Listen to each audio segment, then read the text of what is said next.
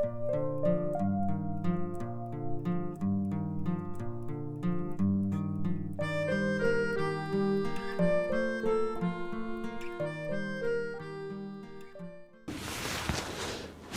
hello.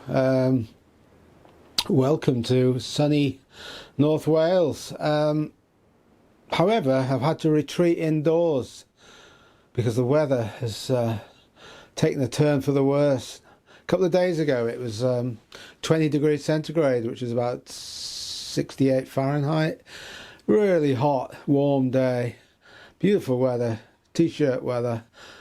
And last night it was down to freezing. We've had hailstones. It's very windy.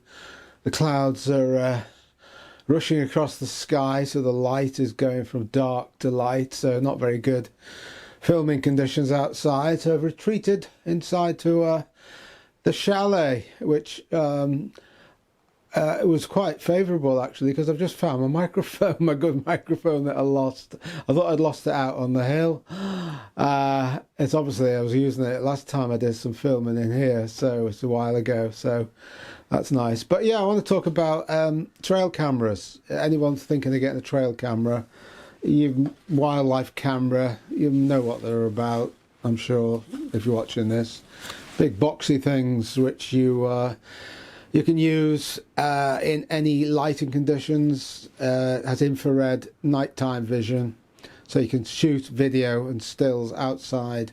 You can shoot in obviously in normal daylight conditions. It also records audio.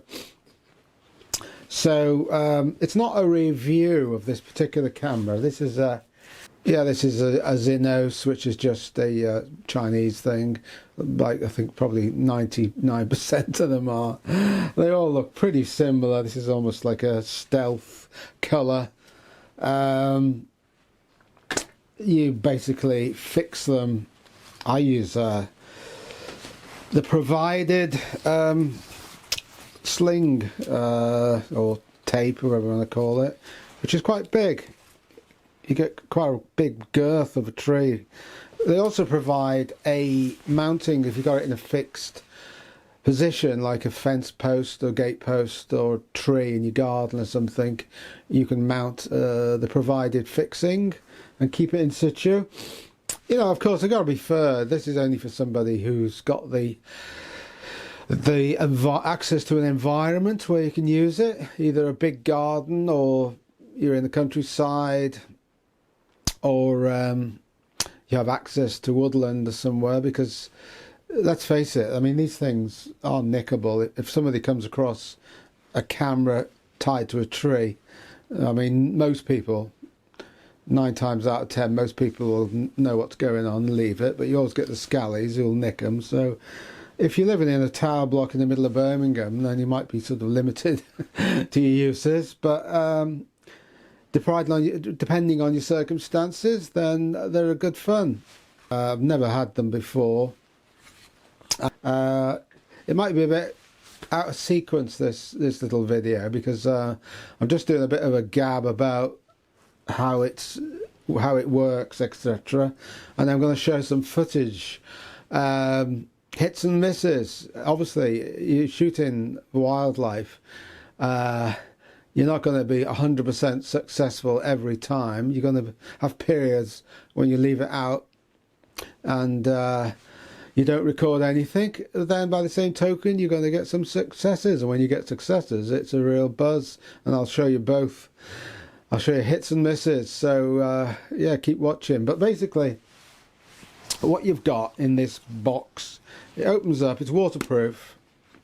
You just undo the catches on the side, so they're all pretty much the same. This is a budget price one. These are average around £50, these budget ones. Inside the box you've got, this is the battery compartment, 8 AA batteries. You just prise that plate out. 8 AA batteries behind, and this is your controls. 3 controls, off obviously, on is test, and that's where you do all your programming for your video, stills, etc. And then straight across to activate.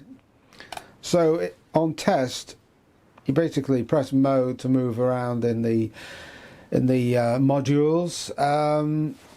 This can take video or stills or a combination of both. I've set it for video, 30-second bursts of video, because you can always take stills off video. So I've set it for 30 seconds. You can set it up to from a minute to 10 minutes, or from 3 seconds to 60 seconds, depending. 30 seconds seems a decent burst. And also you can have shutter lag, which means that you're not shooting continuously. Every time something moves in front of the camera, it's not automatically activating and shooting. You'd waste footage. So at the moment I've got it a minute interval, so it'll shoot for 30 seconds and then it won't shoot. Even if somebody's walking across in front of the camera, it won't activate. It will activate after a minute. So probably a minute too short. I'll probably change it to 10 minutes actually. Let's get that back on. Yeah, so far I've used the trained on an owl box, badger set near here. I've had it in woodland looking for foxes. Yeah, I've had some success. I'll show you the footage. The infrared footage is quite exciting to see footage shot in the dead of night, and also on the footage it tells you the time, the temperature, so you can see throughout the night when it was triggered. You can see what the temperature was at that stage and how temperature goes down, drops down, and yeah, and that's quite interesting. That's quite useful to know as it approaches dawn, and of course you can see the light creeping up over the horizon. Yeah, so that's a Xenos wildlife camera.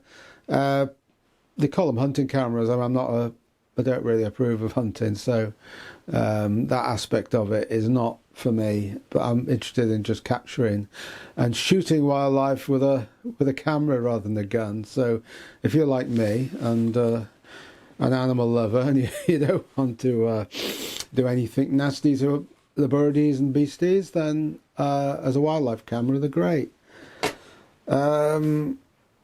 Anything else I can tell you? Yeah, I've got a few scribbled notes here, just some of the tech business. Yeah, it's up to 16 megapixels stills. Infrared night visual goes up to 65 feet, which is quite good. That's time lapse. Use a micro SD card, of course. It's 1080, shoots in 1080, 25 frames per second, but you can't change it to 1260, I think, or 720. I think most people will just want to keep her at 1080, won't they? I have set it for stills, but as I say, I set it for video now, because you can always take stills out of a video. So that's it. So let's move on. I'll show you some of the hits and misses.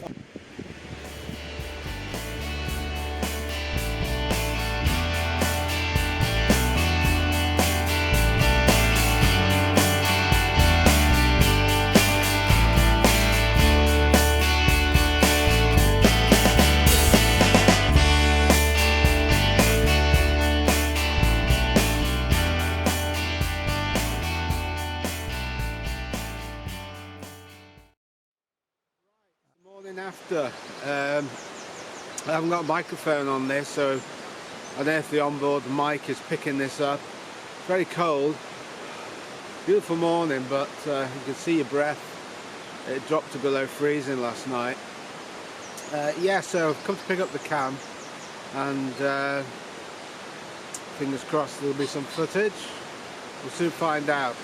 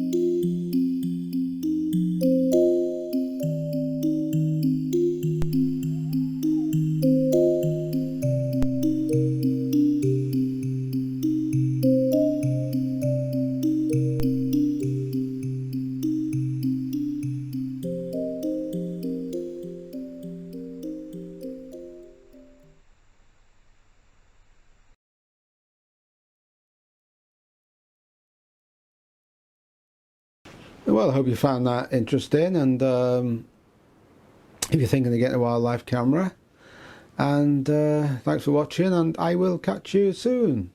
See you then.